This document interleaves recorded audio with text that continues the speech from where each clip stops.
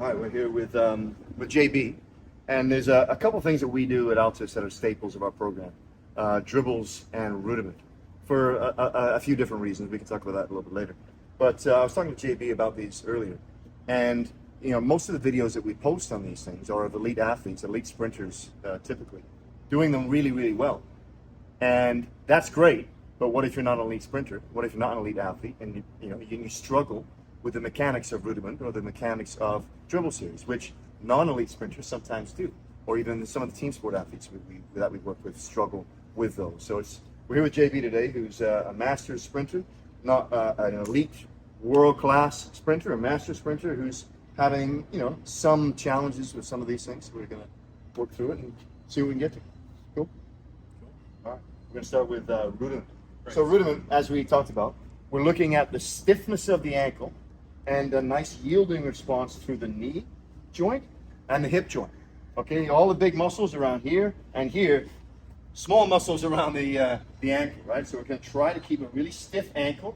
It's the same sort of stiffness that we want to see at the ankle joint when we sprint. So a stiff ankle, and it's basically just a tiny little hop. It's almost like you're bouncing on a trampoline, right? So think about this being a trampoline, and how would you bounce off of that?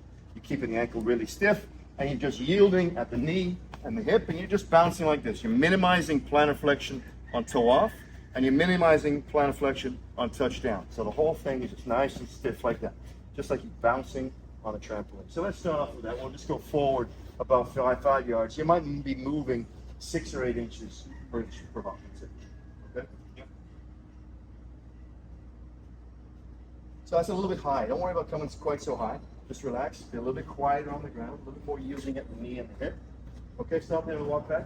So we can see there's quite a bit of plantar flexion. So he's using the plantar flexors to actually get off the ground.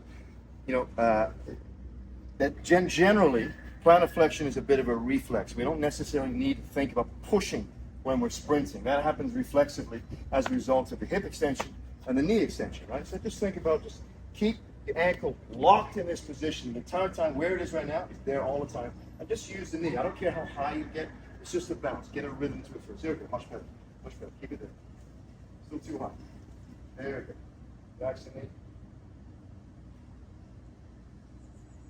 Yeah, good. That's good. That's good. Let's go backwards. Well, we often go on these rudiments. You'll see now. Like JB was struggling a little bit to begin with, going forward. Because as to go forward, you kind of want to push off your toe a little bit to actually get the momentum to go forward. When you go backwards, you don't. You can just stay here. You can stay dorsiflex because you're pushing off your heel. So it's easier almost to start off with a backwards rudiment. So let's go with the backwards. And feel like the heel is the last point of contact. Lean backwards just a little bit. There we go. Basic rule of thumb here is the hip is up, the thumbs are up. So the hips come up, the thumbs come up. So it's a nice rhythm. Hips and thumbs together. Okay, and walk it back. Typically here we'll go for either distance or rep range. We might do reps of 20 to 50, or we might do sort of distance of 10 to 15 to sometimes even 20 meters if we're opening them up a little bit. But that's a really good start. We're going to go now sideways, and we'll use off the back foot. So we'll challenge one single leg here. So sideways off the back foot. Now don't worry again about being quick off the ground. Just think about the mechanics of this being stiff through the ankle, yielding at the knee and the hip, okay? Just like you're on a trampoline.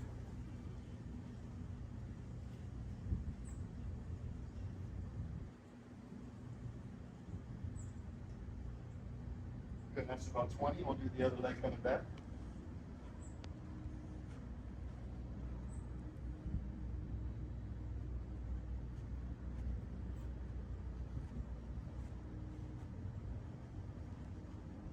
Really good opportunity here for us coaches who really pay attention to this, right? So when they're doing double leg stuff, bilateral stuff, hard to see the asymmetries. When they start doing single leg work, especially when it's sideways, you can start to see those asymmetries. Doesn't necessarily mean it's an issue. It's just something for us to put a flag on, right? It's not necessarily a red flag yet, it's just a flag. Okay, there's a little bit lack of control on the left relative to the right. The right, he was able to bounce a lot easier, right? You felt that? And the left coming back, you had to plan a flex. It was a little bit more grindy. It was harder for you to get off the ground. You weren't able to really, come through the knee and hip as well on the left. Kind of over the plantar flex on the left. So it just gives us something to think about, right? I wouldn't necessarily tell you about it. I would just say, all right, just really focus on being a little bit stiffer and stronger especially on the left when you come back. So I won't tell him anything about when there's a problem. Just say, hey, just make sure you're strong. So let's do it again. Let's go this way on the right and then come back on the left. Now just be aware of it.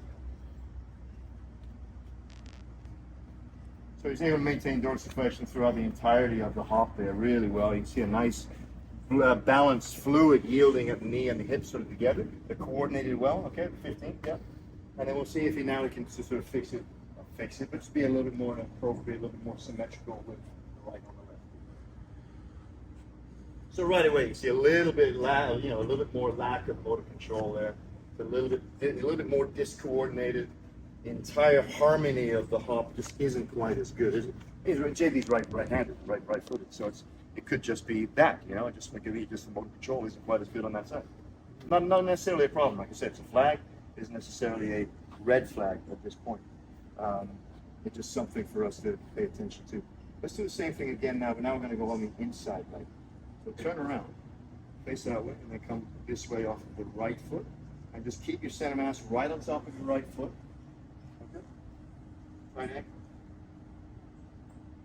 Don't stomp on the ground. Be nice and quiet. Soft. Soft. Keep moving. Keep moving. All right, that's good there. Okay, then come back on the left. So when we're doing the rudiments here, we're looking at a few different things. But mostly, what we're working on here is the harmony of all of the three lower body joints working together, right? So stiffness through the ankle and yielding at the knee and the hip. We're not necessarily working on those stiffness abilities. We're more looking at the coordination of those three joints together. Good. How is it going that way relative to this side? Easier, right?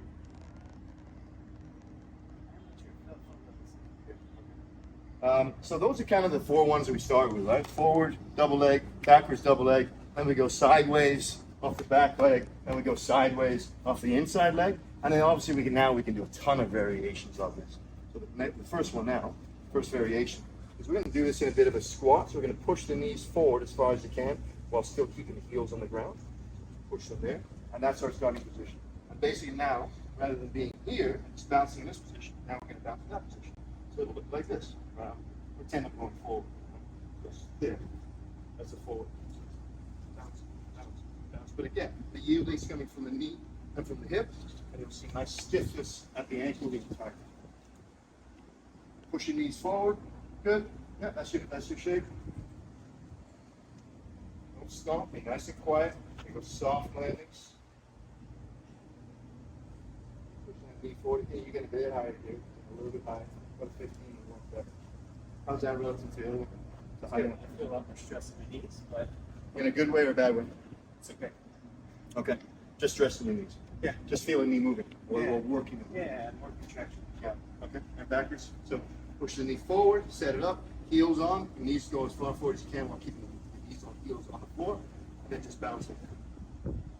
Make sure you're pushing off the heel so you're creating a little bit of horizontal momentum.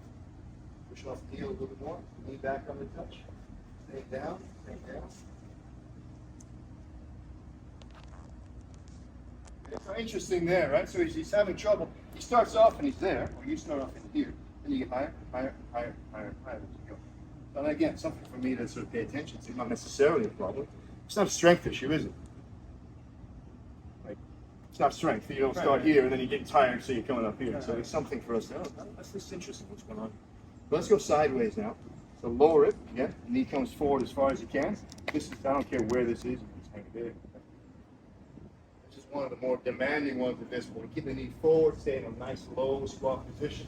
Stiff ankle, yielding knee and hip. You now start to see, okay, pretty stiff knee there now, right? It's not really yielding, it's not bouncing. I see if on the left here, see it coordinated a little bit better on the left. Nope, it's even worse, right? This maybe be a progression too far for JB at this point, or maybe it's maybe appropriate to challenge it. Comfortable or uncomfortable? It's all right. Bad on the knees, okay on the knees? Just working the knees. That one felt okay. Yeah. The single leg felt fine, but I felt a lot more stress and started to get not good stress. Yeah. When I was here. When on the double leg? Double leg. Yeah. Oh, interesting. Okay. Yeah. And maybe that's why you came out of it. Yeah. All right, you just sort of moved out of it because of the stress that it was giving you. Let's go off the inside foot. In the low position. Interestingly, this is actually better coming laterally, isn't it? At that lower position.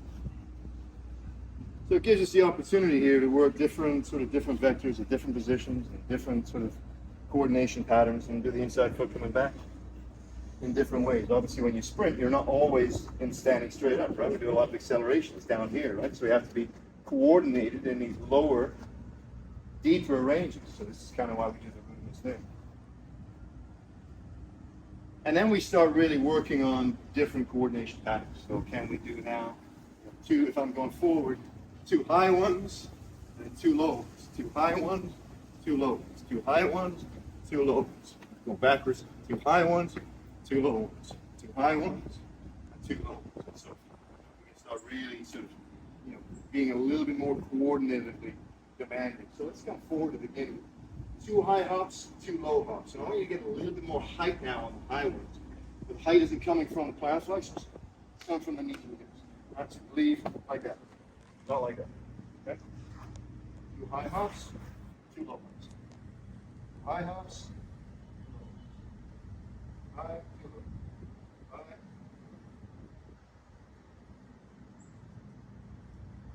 Sort of your way to help coordinate the timing on this is your hands. Yeah.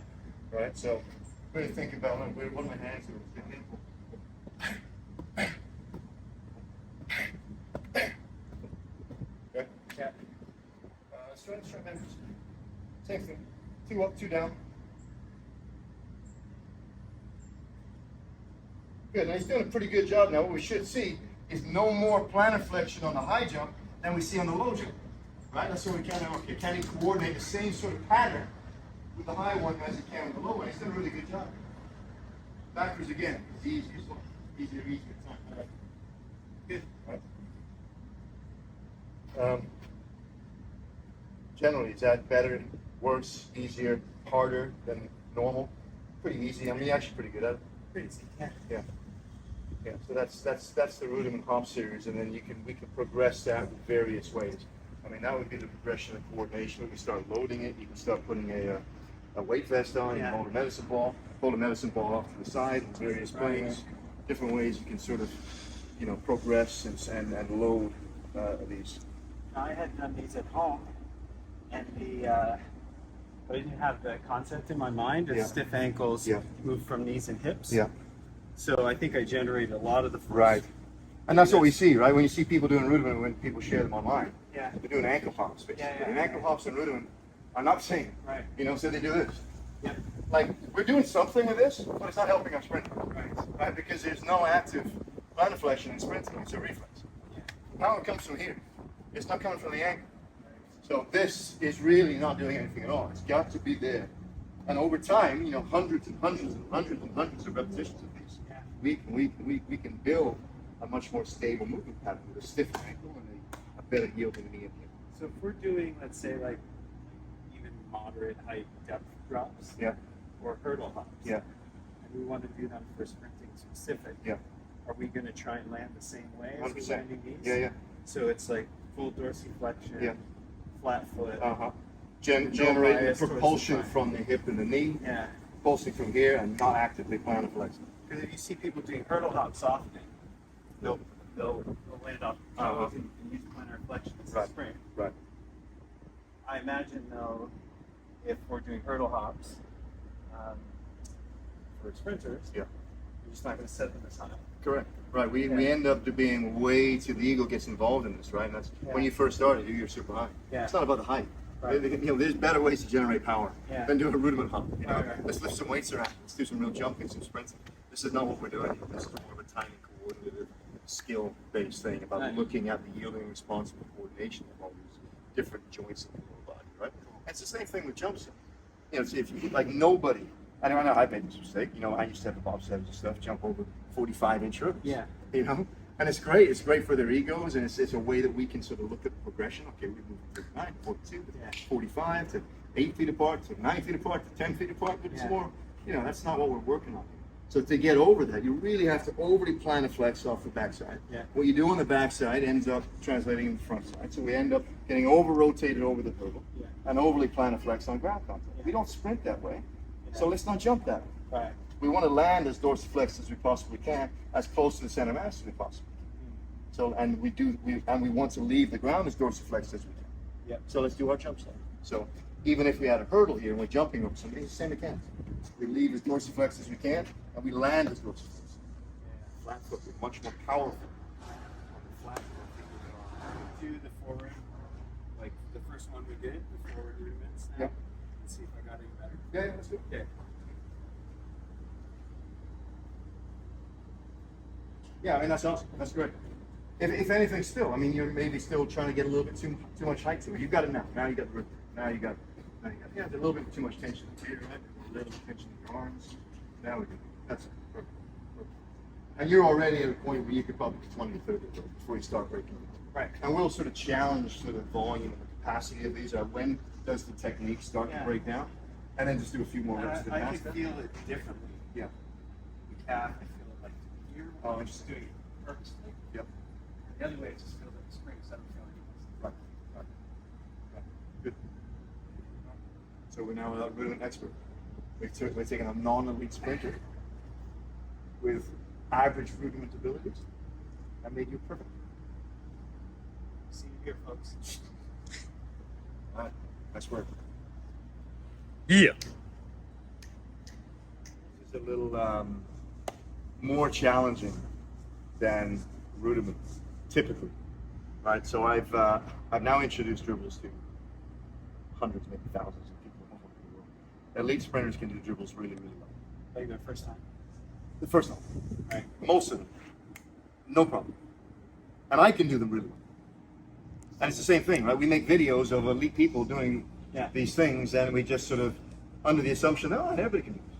Yeah. But they can't, right? Can you just make us feel better and say, no, you struggle a little bit. No, they never struggle. No, everyone else sucks. And it's you know, it's for example, right? Last month I went to a Major League Baseball team. We went through the dribble progression as a progression in return play, return performance, and I tried to teach some of their players it. It was okay. It wasn't great, but it was okay. I could see that over the course of maybe half an hour, I could have had them doing a nice dribble. But the problem is when I was working with the therapy staff, because those are the ones that may be working with the dribble progression through the RTP, it was bad, like really bad. I spent an hour working on dribbles with some of these guys, and it was no use. So if you've got a therapist or an SSC coach or a fitness coach or whatever, and they can't do the dribble, how are they going to be confident enough then to be teaching the dribble? And that's the problem. So I need to do a better job of teaching it. And that's a thing that you brought up to me earlier, which I appreciate. It's like it's one thing seeing elite athletes doing it, looks great, but then you guys go out and do it, and you don't look like that, you don't feel like that, and you don't know how to make it look like that.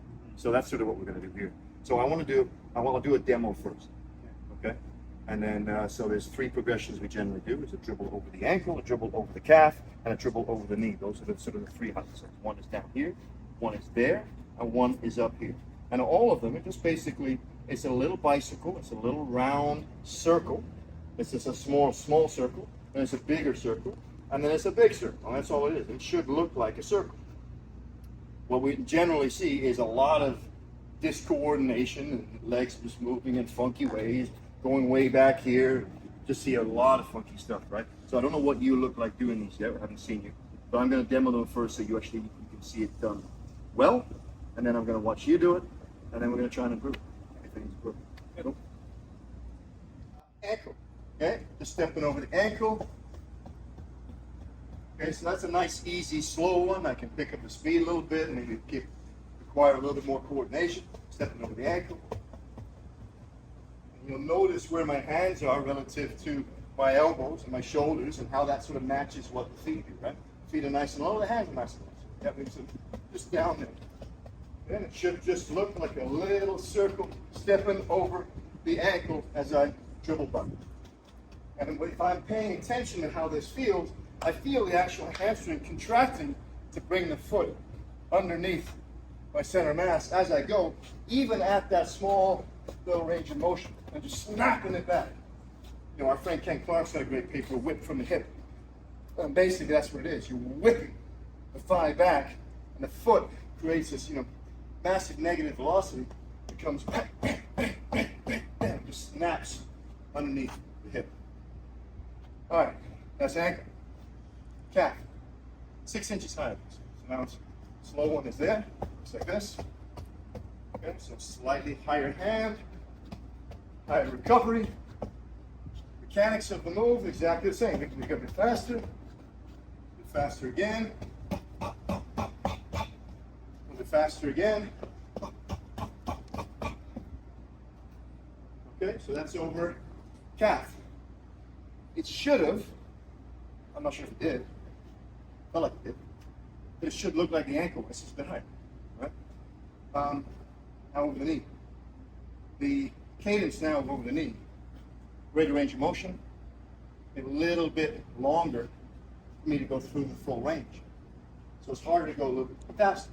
So that's what it looks like. Okay, so stepping over the knee, up, up, up, up, up. Full recovery of the hands now. Up, up, up, up, up. Now try a little bit faster. Up, up, up, up, up, up. Last one. Okay, so I just did it. JB watched me, and now I just want JB to do it. I'm not going to give him any cues. I'm not going to tell him what to do or what to feel or how it should feel. I just say, JB, I just did it. You have an understanding of what it is we're trying to do. Can you replicate that now? So let's see. Let's see if JB can do a decent job of an over the ankle dribble. Don't worry about the speed. Just gonna bounce along, stepping over the ankle.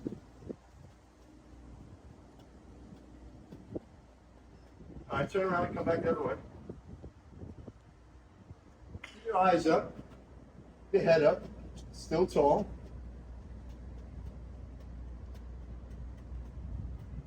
Okay? And we'll take a little breath. What did that feel like? Okay. It felt okay? Didn't feel awkward? It didn't feel awkward. I'm Okay. not sure It felt like you were doing a dribble, like you felt like you looked like me? I probably didn't look like you. I feel like I was maybe coming too high Yeah. and maybe too far out in front. Okay. Do you feel like you were cycling at all? Were you ever feeling like you had a stretch in the hamstring at that point where the foot was coming underneath? I felt like I was pawing the ground, but I don't Yeah. know if I was recovering and cycling. Okay. All right. Yeah, I think that's probably accurate. Yeah. You definitely weren't riding a little bike. Okay. We think about that, right? You're just riding a little bike, then it's a bit bigger, and then it's a big bike. Okay. And your bike had a crank shape of kind of, like if that's the crank, yours was like that. Okay. Like I don't, and it was every shape was different from the one prior. Yep. Now, for most people, most of the time, doing it over the ankle is the hardest one. This one will be easier for you Right. because now you've got more space, more time to go through the cycle. Yeah. It'll be a little bit easier for you to feel that shape. Okay, so we're gonna go over the So ankle. now we're going to go over the calf. Okay. Okay, this should be a bit easier. You should be able to feel it. Okay. Okay. All right. Head up. Okay. Now coming back. Good. Do one more coming back.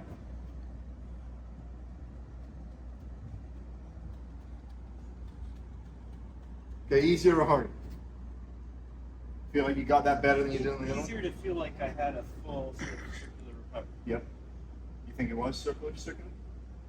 More than the first. More than the first one, yeah. It definitely was more than the first one. Okay. Yeah. What was harder about it? Nothing. Nothing. Yeah, Just just felt that. Okay. Felt more natural. Felt more bouncy. Okay. Let's try over the knee and see what that looks like. Now the knee generally, because we're going through it, just keep going. I'm just going to talk to you as you was going. It's a little bit harder than the calf normally for most people most of the time, but it's easier than over the ankle. But we see here with JB, like JB's having no problems with over the knee. Over the knee for you is easy. That's a double. Like that was by far your best one. It's way easier than over the calf and much easier than over the ankle. It's not ideal. It's not great, but it's better, right? That felt easier for you. Yeah. Yeah. Okay. Lots of time in the air. and Yeah, getting my you have foot more in a time. position. Yeah, right.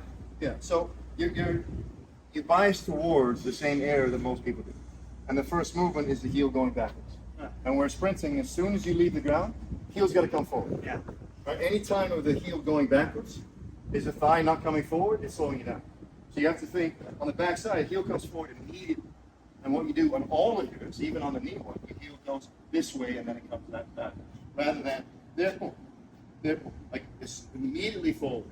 So if you think about controlling that right from here, so just like we were doing the root, stiff ankles, and the movement just comes there all the time and just stepping over, rather than stepping back and then over.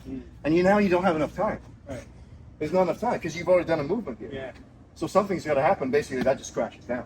So you can't do a full cycle. It has to be there. So think about you're stepping over in front of yourself. So not here, not there, but there. So let's go over the calf. You've got the. Is there a way to like walk this? So You can, but it's not gonna help. Yeah. I mean, if you're really a poor mover and you just want to walk and okay, this is what I feel like. Yeah, fine. And just create a little bit of context, but it's a totally different skill, a totally different velocity. It's not it's a different thing. But if it helps you feel the position of your foot in space and time, great. I think you can do it without doing that. Just think about if there's just a little block, like a little fence this high, and you're just hopping over that fence.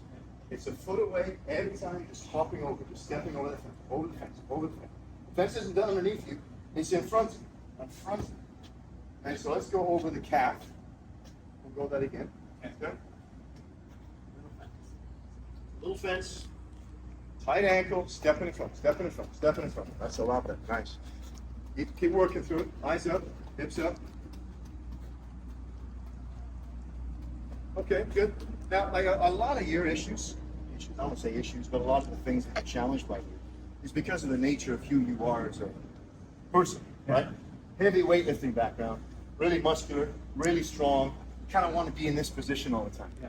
You're not really happy being up here, being reflexive, and this is a really reflexive movement. It's one of the reasons why it's super easy for me. That's just not my background. My background is more bouncy. So for me, it's really easy to just be up here and do that. Yeah. And you just want to be down here and grind through everything. Yeah. And when you're down there, it's real hard to go through that. Right. So before we go there, I want you to think about that. There's a guy up in the air. Yeah. He's got a string and he's attached to the top of your head. And he's pulling up as far as you can. For the whole time, you're being pulled from above. So everything's there. There. And what you want to do is you want to put your head down and your hips down and be down here. Right? Set up your posture first. And do I like retract my scapula? No, or just normal? no, just think about being pulled up from above. Don't worry about anything else.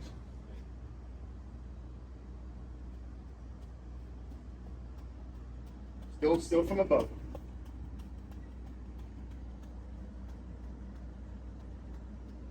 All right, cool. Any better, you think? I felt like towards the tail end. Yeah. And then we come back. Yeah. Oh, just walk back normal. Walk back normal. These are pretty fatiguing. Like you don't want to just, not everybody's in as great shape as I am, and I can just go back and forth, a dozen times, and heart rate goes down, didn't even go up. Not sweating at all. Yep. Not everybody's in that sort of shape. You're a specimen. Yeah, I am a specimen. All right, there you go. So stiff ankle, head tall, stepping over and in front. Okay, over and in front. Relax your hands. Can we move our hands a little bit? Can we move the hands up. There we go. Up. Keep going. All right, so good. So you start focusing on the hands there, and what happened to your legs? They actually went through a better cycle. It was more reflexive. So I don't know what sports you played growing up. I don't know if you played some baseball or football or something. A lot of stuff with your hands. Yeah. So like that, a better cue for you then maybe.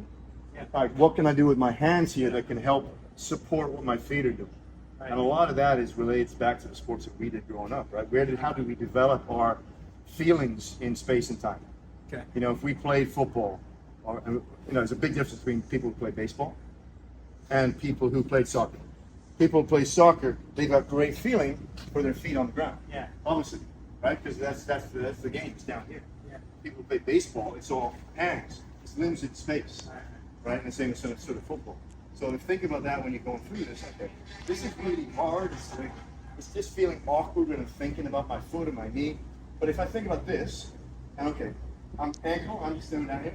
If I'm going calf, I'm just thinking about bringing my hand up to my chest. Hand to chest. So get the posture right.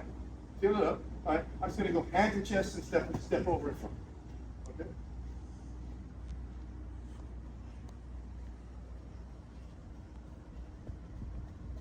Hands up, hands up, hands up, hands up, hands up, hands up. Okay. So, I mean, it's not every cue works. I'm not saying it didn't work. Yeah.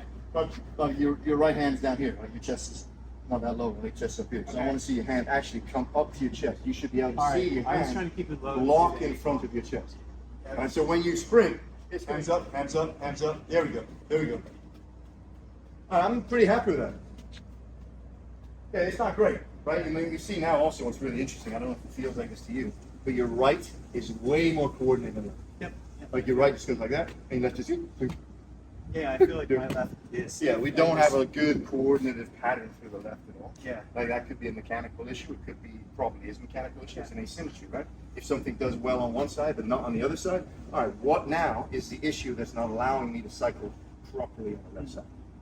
So that's something to try to work through, right? Trying to figure out. Yeah. But that's not bad. I mean, I'd be happy enough if you were like a therapist working with a Major League Baseball player, working through their, return to play from a hamstring injury, and you were to show the baseball player the dribble using that technique. I'd be probably happy enough. I think you'd be able to get your point across. Right? You agree? Yeah. Yeah. Yeah. But if I'm a master sprinter trying to do this for improvement, it's not very good. It's everything's progression. Yeah. Can we improve? Yeah, we can improve. You just improve in 10 minutes. So yeah, you would continue to improve. And this is like dribbles is one of those things like we do every single day. Like it's in the warm up, we do a dribble over the ankle, dribble over the calf, dribble over the knee, and then dribble bleed, which goes from ankle, calf to knee, and then a bleed into a stride, which is ankle, calf, knee, bleed into a full stride. We do that every single day in every warm up 5 days a week. So I feel like when I watch you, it looks like, and this is probably not the intention, but as you come over and you cycle back, like your heel is leading the way. Yep. Like you're like actually kicking the heel down. Yeah. Well, I'm not thinking about kicking the heel. Right. I'm just thinking about snapping. Yeah. Like it's a whip, right? So if you just snap, just thinking about like two little whips. Whip, and then you got a little small whip, a bigger whip, a big whip. And sprinting is just a big like that's what sprinting is, right? Yeah. It's just snap down, and you can do the same thing for 10 minutes. Yeah. It's not quite a horse counting. There's a horse counting, and it's going to be super planiflex, and you're way out in front like that. It's not really that either. Yeah. It's making sure that you're on top, you're tall, your posture is good, everything's in front of yourself, and just bringing it underneath. A lot of that is being able to, and this is what we see in people like, I don't mean that in a bad way, like non-elite sprinters, not people who haven't spent a lot of time sprinting, there's a lot of co-contraction around them. So it's really difficult for you to relax all the musculature around you, so it can just snap back. Like something's always contracted, whether it's the hamstring or whether it's the quad, something. It's just locked on, especially on that one side. Doing it looks super easy. Yeah, like there's no co-contraction, so it's very easy. Yeah. All the movement for me is coming from up here. This is all the force generators. Down here, that's just stiff. It's just attenuating from that force, and I can just bounce through it. So a lot of it is just this is where the transfer, quote unquote, transfer comes from. If we can spend time doing things that's going to, over the course of time, reduce some of that co-contraction around the hip, so I can get a better width from the hip. Yeah. I got a more efficient sprint cycle. And the idea is you could do a lot more volume of this. Way more volume. Absolutely. Yeah.